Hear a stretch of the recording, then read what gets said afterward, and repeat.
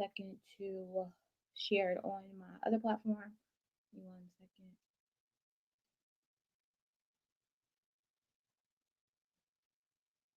Good afternoon.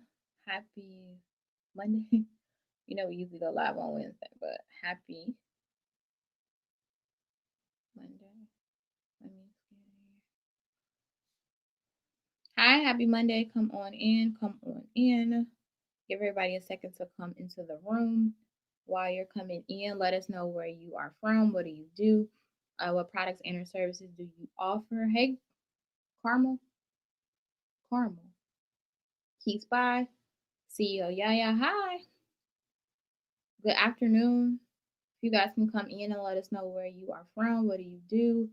Do you have a sale going on today? You can definitely promote your products and or services inside of my live stream. Hi, Renee, Crescenda. I like that, Crescenda. Ciara. Hey, Kristen. Courtney from Facebook. Hey, okay, you're in California. Carissa, the realtor, where are you located from? Hi, Zakia, the Mill Johnson. Good morning. The offer candles and soap products. Okay, you offer soap and candle products. Let us know what you sell. Where are you from? What do you do? What products and or services do you offer? You're from Baltimore. You're in Atlanta. From New York. Where's everyone from? Let us know where you're from. What do you do? Do you have a sale today? The credit maestro. Okay, NYC. So it's not a backdrop. This the whole wallpaper. I just put the whole wallpaper there. So yeah, this the whole wall is this color. Hey, Dirty Hair Secrets from DC. You're in Atlanta. Okay. Hi, T. Live in Maryland. You're in Las Vegas. Okay. Hey, you Bianca from Florida. I do tutoring for students. Okay. Make sure you guys come in and share this out. If you could come in and share this training out, I would so greatly appreciate it. If you're on Instagram, all you have to do is hit the little triangle little button at the bottom. And then if you're on Facebook, you don't have to share, just share. Hey Shani, I'm actually coming to Orlando. So I'll be in Atlanta October the 16th and 17th, and I'll be in Orlando October 23rd and 24th. So I'm doing my 2-day trainings on how to build your consulting business in a weekend. So I'll be in Atlanta for those 2 days, and then I'll be in Orlando for those other 2 days. I'll be in Atlanta this Thursday for a funeral, but I'm flying in and flying out. Leave poetry. I like that. Shannon, you're from Los Angeles. Hey, Shannon. So let's get started. This was a question that I get a lot. Like, how do I hire? Like, how do I pick people to work for me? And I know a lot of you are in like the not want to be a solopreneur, because you cannot grow and scale your business being a solopreneur. Like, you cannot do everything. And if you have a business that depends on you and solely you, it is doomed to fail. So I want to talk about how I actually hire people to work for me. This was a question that I got asked last week, and I was like, well, I can just do a live training to talk about it. Hey, Carl, I could do a training to talk about it. So for those that do not know me and this is your first time, my name is Bianca Shelley Robinson. I am a global project manager. I'm in the business of aligning strategic opportunities for my clients that will produce profitable results. And so we do that by focusing on working on your business infrastructure. Here at Kate and Kate Consultant, we are knowledge diversification experts. So we're in the business of taking your intellectual property and developing streams of income based on your skill set. I believe that you shouldn't trade time for money as your primary thing to do. You should figure out how you can service many clients doing the one thing that you do really, really well, and putting a process into it, simplifying that process, and then streamlining it. So that's what we do here. If that's something that you're interested in, definitely let us know. You can book a 15-minute let's get acquainted session with me to see if we are a good fit to work together. Tatiana, can you put that in the comments? You can go to bit.ly LGA call to book a 15-minute session with me. This week is the last week to sign up for our sales and strategy program. We're doing 14 days of sales It's normally $149 to sign up, but if you enter the promo code HAPPY, you'll be able to get it for $100. So Tatiana will put that into the comments for you to sign up for that. But I want to talk about anybody trying to hire, like, are you trying to hire a person within the next, 60 days? Like, yes, you're trying to hire. Yes, you don't know if you can hire. But yes, you don't want to be a solopreneur anymore. You want to kind of have some people on your team. Are you guys looking to hire? Yes, no, maybe so. Okay, yes. Okay, Nicole, I see you. Yes, you want to hire. Okay, so make sure you have your questions ready for me at the end so I can address those questions. Yes, as soon as possible. Okay. So make sure you have your questions ready for me at the end so that I can. Oh, Tanika, you on YouTube with me? So I'm live streaming on YouTube too. So I'm doing Facebook and YouTube at the same time. And then right here is my Instagram. So I never had someone come in live from my YouTube while I was live. That's cool. Okay. Let me see if I can log out of this. I just hired and they quit already. What? You hired them and they quit? Wow. Okay, so let's talk about that. I've never had a person quit on me. Like, I've never had that. So I can't give you any advice on that. But I can tell you how to find the right person so that you won't, can kind of avoid that. So let's talk about that. I got real notes for you today. Yeah, I got a YouTube channel. It's Bianca S. Robinson. Same on all platforms. Bianca S. Robinson on my Instagram, Bianca S. Robinson on my YouTube, Bianca S. Robinson on my Twitter. So yeah, I got a YouTube channel. But I just started to bring it back to life. I've been had it for years, but we've been bringing it back to life this past month. But my YouTube is Bianca S. Robinson. So I am very slow to hire and quick to fire. Even though I've never fired anybody, I'm very slow to hire people. And so I'll just tell you my process. Before you start to think about hiring somebody, first you want to figure out, why are you hiring this person? Like, for what is the role? A lot of people hire people and then you're figuring out their role as they're in their role. So you should be hiring somebody to take one of your hats off. You should be hiring a person to take one of your hats off. So for me, right, we do projects. And so Tatiana, who is my client, my customer, Tatiana, who is my client success manager, her job is to make sure that the clients are happy and that we keep them happy and that they're continuing to buy more stuff. She's also in charge of a lot of our projects. And so I knew that when I hired her, that I wanted to do more projects, but based on what I was trying to do short term and long term, that I wouldn't be able to manage the clients, steady engage the clients, upsell the clients, make sure that I'm addressing all of the client needs and do all of the stuff that I was trying to do. And so my clients are my number one priority. And so I needed somebody to stay on top of the clients because I wasn't going to be able to. So when I hired her, I knew that her job would be the client success manager, but she was so good at that that I gave her another role, which was the projects, because I was going to hire a project analyst in conjunction to hiring a client success manager. But she caught on so good with the client success, and then I was showing her projects here and there. She caught on with that too, so she does both roles, right? So for our projects, whether it's a Facebook group launch, a course launch, a program launch, whatever it is, she's in charge of the launch. So I started, I'm an opener and I'm a closer, but I'm not the in-between person. I'm the opener and a closer, but I'm not the in-between person. Your person should be your in-between person. You don't have time to check and balance to make sure that, the little details is done. It's your job to get the client, bring the client in, make the client happy. When the project is over, it's your job to upsell the client on more products and or services. But the middle work, just like at your job, you do the middle work. The CEO of the company that you work for, their job is to go out and to fish and to bring business and revenue into the business. They then tell the director the job description of what needs to be done. Then the director makes the job description and hires the people, right?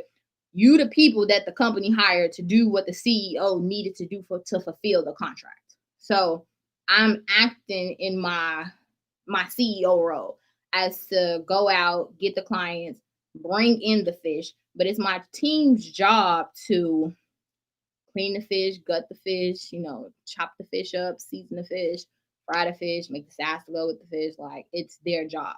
But once the meal is ready, right, it's my job to serve it to the clients.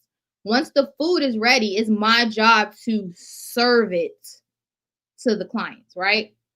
Tatiana is not serving the final product or the deliverables to the client. It's my job to serve the clients. So I'm going to catch the fish. Tatiana going to make the fish. And then I'm going to take the plate and give it to the clients, right? Because it started with me. So it's going to end with me too. I am an opener and I'm a closer. I am not the middle person. I'm not the middle person. A lot of you are the opener and the closer and the middle person. But that's because you ran all hats in your business. So you need to first figure out, number one, what's the middle? Like, what's the middle, right? Like, what's the middle? What are those things that you can train someone else to do?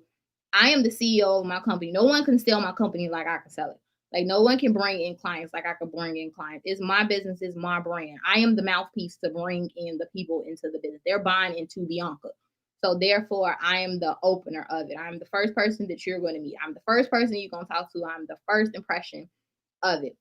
Once I close you, do your contract, send you the proposal, all that's me. I do. So this is how it normally works. You'll book a 15-minute call. We'll agree on what you need. I'll send you a project proposal so that you can say yay or nay. It has the deliverables, what the project is about, the time frame, what is needed on my end, what is needed on your end, the price, the scope of work, how long the project should take. You're going to say yay or nay. 100% of the time, it's a yay because I'm not sending you a project proposal unless you agree to it. So once we're on the phone, I'm going to say, hey, I'm going to do X, Y, and Z. This is the investment for it. Would you like to move forward? You're going to say yes. I'm going to say, okay, let me send you a project proposal that outlines all of that. So it's really just taking what we talked about in the call and just really outlining it in detail. But I'm not sending you a project proposal just to send you a project proposal. We've already discussed already that it was a goal for us to work together. Now I'm just showing you in black and white how it should look. So once I send you the project proposal, from there, you're going to say, yes, this look good. Or, you know what, can we move that time frame? You know what, I know we talked about this, but I really probably only need, 1 through 4, 5 through 7, I might not need. And so it's my job, which I'm always going to say, you can't pick and choose. You can't be like, I want you to build this whole house, but I don't want you to put a roof on it.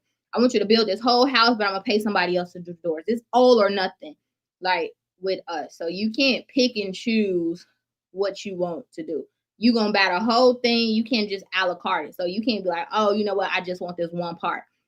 Because I have a course to show you that one part. So, okay, cool. We don't need to do the project. You could just buy this course to show you how to do that other part. Like, you could just buy a course. Like, I don't have to do that part. So it's an all or nothing. You can add more, but you can't take away and be like, based on what you said, I think I only need 1 through 4. I'm the professional. It is my job. This is what I do. You don't do my job. So me doing this, I know what it is that you need. So you definitely need 5, 6, 7, and 8. And if you take away 5, 6, 7, and 8, the price is still the price. It's not like, oh, you know what, it's $2,000. I don't need 5 through 8. So does that make it $1,500? No, it's that's the price. Like, so we go through that. Then once you decide that, okay, this is what I want, then I send you a contract. You sign the contract. Then I send you the invoice. Then you sign the invoice, and then I introduce you to Tatiana. Like, hey, I know that I mentioned, Tatiana was a client success manager, and she's the one that will be handling the account in conjunction with working with me. She's the one that makes sure all of the loose ends are not loose ends and everything runs smoothly. So, she'll be giving you a call to figure out, what's the best schedule for us to get started. Tatiana will send an email and say, hey, my name is Tatiana. I'm the client success manager. These are the deliverables that you need to turn in order for us to get started. We use ClickUp. Don't we use ClickUp? Tatiana? We use ClickUp. We use ClickUp for our project management software to make sure that we are in alignment with the project. So we use ClickUp, and so she'll make the ClickUp board to put all the stuff that's already in the project proposal that I sent you. Now we're just itemizing it. This is due in order to get this done. And so she handles all of that. Once we finish going through that part and it's finished, then I present you with all of the deliverables. Hey, this is phase one. Do you like this? Do you don't like that? I've CC'd Tatiana, you know what I'm saying? So all of the adjustments that you need to be made, she will handle that, right? So it starts with me. Tatiana is the middle person, but I am the one that is responding back to the clients when we have something final to show. All the little details, hey, you forgot to get this. Hey, you should have turned this in. Hey, this link doesn't work. Hey, all of that is Tatiana. That's the middle stuff. I don't do that. But when we finally have something that is complete, like, okay, you did all of this. This is what I want to show you. Then I will say like, hey, this is phase one is complete. We can't move to phase two until you approve phase one. So, is this something that, we can move forward with? If you need any edits, please reply back so that Tatiana can send it out so that it can get completed. Usually in my projects, we work by phases.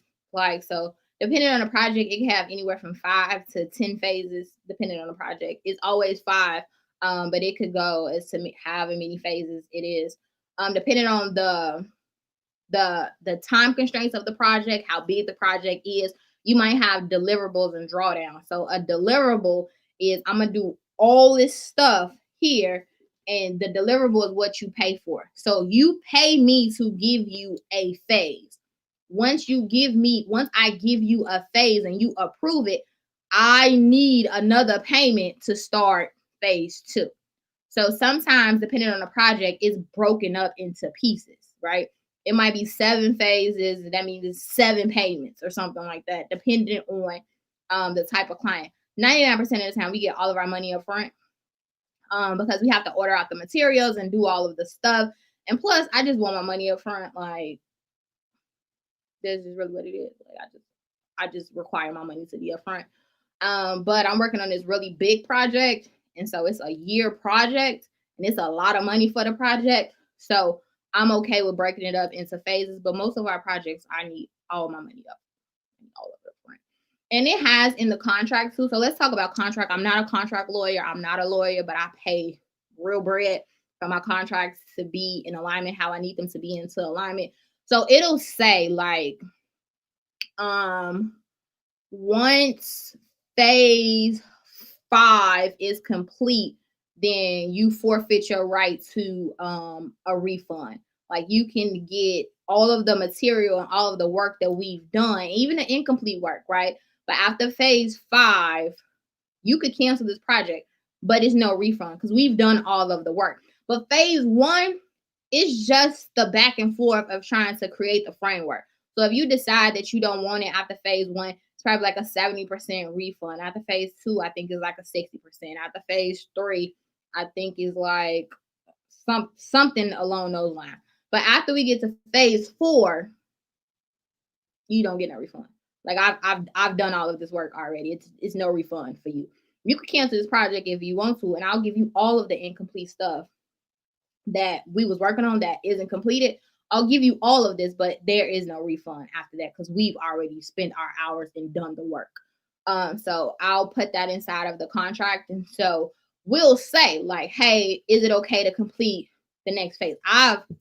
Knock on wood, I've never had anybody cancel a project. Like, oh, I'm canceling. I don't want to do it anymore. I have had people that switch scope. So let's talk about a scope creep.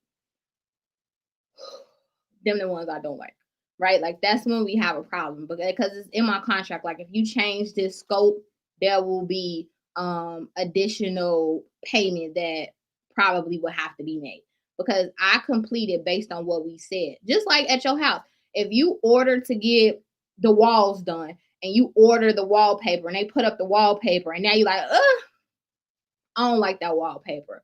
So I have to hire somebody to come take down this wallpaper, resand the wall, put up additional wallpaper. That's labor and resources. So that's going to cost you. So think of it in that way. I've already did this already, but now you don't want me to do it. Even though you agreed, we didn't move past that phase. I said that if you are agreeing with this phase, let me know and we can move to phase 2. You can't come to phase 3 and say, I don't like phase 1. It don't work out like that. And if it does, it's going to cost you. And so we make sure that we put that verbiage in our contract. But I'm very clear with the check-in and the balance. One thing about me, I am over anal and over annoying. Do you like this? You like this period right here? What about this line you like right here? Do you like this color? This is a different variation of the color. Are you sure that you want this color? Do you want this to go in another box? This is a different variation of it. Do you like this? So I'm very anal with, I got one client like, Bianca, I approve whatever you do. Mm-mm. I need you to put that in writing. Per what you sent me, Bianca, I am in agreement with this. We can move to the next phase. I don't need you to be like, yes, okay. I need you to verbally, I need you to write that out, right? So you always want to make sure that you cover your bases. And so I know you like, this is very detailed. I'm a project manager first. So I get government money and been getting government money and corporate money since I started this business 8 years ago. And in order for the government to pay you your money, you have to be very detailed. All your paperwork has to be in. So I know you like, this is really detailed. Government and corporate is my first client. Like small businesses is like my third. So I just use the same principles in order to get a government check and to make sure that I'm in alignment to get my money in my for small businesses. Like I know you're like, oh my God, this is so overly detailed. Like I I don't know how else to give it to you. So I mean, I don't know. I run a real business, so I don't know how to give it to you. So we do that. Once the project is complete, while you're in the project, while you working on somebody, just say for house. I like to talk about a house because it's a lot of moving pieces in the house, and it's a good analogy to use. You know how you pay a plumber to come to your house and they like, we diagnose this, you need that, but then they go in and then they see that it's something else that you need. When I do something, I'm going to see something else that you need. So I'm going to bring it to your attention like, hey, I know we working on this, but, I've seen that this is something that you don't have. It would be beneficial, if you did add it, what do you want to do about the situation? One thing I'm not going to do is I'm not going to do work and just throw it in. I'm not doing that. Another thing too, we need to make another addendum to the contract. So an addendum is just in addition to document that says the extra work that I'm going to do and the extra payment. The extra work that I'm going to do and the extra payment, okay? Stop just throwing in stuff. So yes, you are a professional. You've been doing this for years. So yes, it might only take you 3 minutes to do it, but that's because you've been doing it for a long time. You need to get paid your regular rate as if it took you 5 hours to do it like you did when you first started it. Don't be like, oh, you know what? I could just go ahead and fit that in there. Like, I shouldn't be getting paid less because I'm able to do it quicker. I should be getting paid more or the rate that it would take me because I've been doing it for a long time. So stop shortchanging yourself. Just like one of my clients, she's like, I paid a plumber to come to my house. And do you know he fixed it in only 5 minutes? Like I paid $300 for that. Yes, you paid $300 for him to solve your problem in 5 minutes. Yes, that's how you want him to be there for 5 hours or 5 days. Like, yes, like why does it matter how quick they solve the problem? Like the problem is solved. That's my rate. You should pay the rate. So don't be like, oh, it'll only take me 1 little second to do it. Don't worry about it. Oh yeah, I see this little problem right here. I see this problem right here. What would you like to do? Would you like me to send you a quote on how much it costs to fix it? Do you want to outsource this to somebody else? Do you want to revisit this at the end? Like, what do you want to do?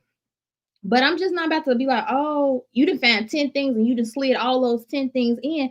Those little minutes add up. And you are a professional. You should get paid however much you should get paid. Like, no. But on the flip side, You want to always think about how you can over exceed the client's expectation. So I know I'm going to find something wrong or something that needs to be done within this, right? Be like the people when you go get your oil change. They give you this long ass list of stuff that they find when you just came for an oil change. And they be like, oh, don't worry about that. I'll throw that in. That's because that's the simplest thing to do. So think about the simplest thing that you can do that you can throw in. Those are those extra in addition to. Those are the bonuses. Where they could be like, oh my gosh, she did all this and then she threw in those little things. You always want to think about what are those extra little things that you can throw in to over exceed the client's expectation. So I might have found 10 things. I'm going to outline all 10 of those things. And then I'm going to be like, these other 2 things I'm going to throw in there. Those other 2 little things, don't worry about that. I'm going to go ahead and give it to you. You think like, oh my God, I ain't got a deal. Like, no, that's just what it is. Sorry. Just like when you go to a restaurant and they mess up your order and they tell you they're going to give you a free pop. Like, the pop costs nothing. Like, it was nothing to give you a free beverage that's in the whole fountain thing. Like, it was nothing to give you that free pop. They ain't never said, I'm going to give you an extra order. I'm going to give you some more food. I'm going to take some money off the bill. They like, I'm going to throw in some pop. No worries. How many pops do you want? They've never said, I'm going to give you an extra burger. I'm going to give you an extra fry. I'm going to comp this meal. It'd be like, what would you like to drink? We're sorry for messing it up. What would you like to drink, right? That's the same approach. What are the small little things that you can throw in to over exceed the client's expectation? So you want to have that, okay? I don't know how we got here because we was talking about how to hire, but since we're here, I was talking about how I'm an opener and a closer, and Tatiana handles the middle. So this is the middle, okay? That's what we was talking about. I'm like, how do we get here? Like, but since we're here, let's just stay here. Always think about what are those small things. Don't do no work until you get a signed contract. Like, hey, I see that these other things need to be done. Do you want to wait at the end to do this, or is it something that you want to address? Just like when you watch HGTV, don't they bring in the people and say, hey, I pulled up the floors and it looks like it's an extra $5,000 that wasn't in the budget to do this. What do you want to do? They don't just do the floors and be like, it's an extra $5,000. No, they ask, then they work. Okay, this ain't important to you. No worries. Let's move on. Like, same thing. Don't do no floors because then y'all do work and now you trying to ask for the money after the work has been done. So now they're questioning, well, I mean, you did it that soon. Like, how much does it really cost? Well, I'm a professional and I've been doing this. That's why I was able to do it faster. However, right, you don't want to do that. You want to get paid first. You want to get a signed contract first. Some clients will say like, yeah, can you send me the signed contract? And I'm like, don't worry about it. You can just put a deposit down, then when we finish, you can pay the remaining balance, right? That's why I'm always at a zero balance too. I'm not about to take a little deposit. And as we're going through the project, I'm adding on and adding on and adding on. Now that it's finished, you got this whole big old lump sum that you need to pay. And now we got stipulations on how you're going to pay and what you're going to do. No, I get all my money up front. But those things that you add, that you find when you working, you could say like, don't worry about it. You could put, 50% down or whatever. However you work out those extra payments. However you work that out is how you work that out. But I'm going to get paid for what we started for, okay? So now once we go through that, then when we're finished, your job is to always upsell, right? Your job is to always turn one client into a repeat client. And so that's why I tell you want to have streams of income and not a source. If I have a cleaning business and a daycare, cleaning and daycare don't go together, right? It just don't go together. If I sell real estate and I bake cakes, right? Like it doesn't go together. But if I did real estate and I sold you a house and then, okay, let me stage your old house so we can sell it. But let me decorate your new house that I sold you, right? We're able to upsell and cross sell. Like we're able to upsell it and cross sell it. Okay. So you want to think about how we can get all of this money from this one client. And so while you're working on a client, you're going to see other stuff that they need, right?